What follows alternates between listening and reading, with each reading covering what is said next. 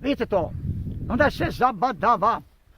Ako Isus za neke nije vaskrsao, zabadava uopšte se deklarišu kao neki vjernici. Vidite, muslimani ne vjeruju da on vaskrsao. Mnogi danas po crkvama ne vjeruju. Milijarde ljudi ne vjeruju to. A deklarišu se da su neki religiozni kao ljudi po nekim nominalnim crkvama i tako dalje, imaju svoje obrede i sve te stvari.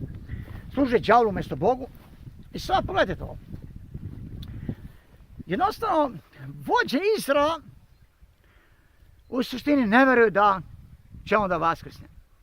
Ali pošto on uporno to napominjao, onda oni su mislili pa on će napraviti plan, njegovi učenici će ga izvući iz groba i reći da je vaskrsao. I bit će gora zadnja prevara od prve. I Pilat je možda razmišljao u svojoj glavi, ovo nije pametno.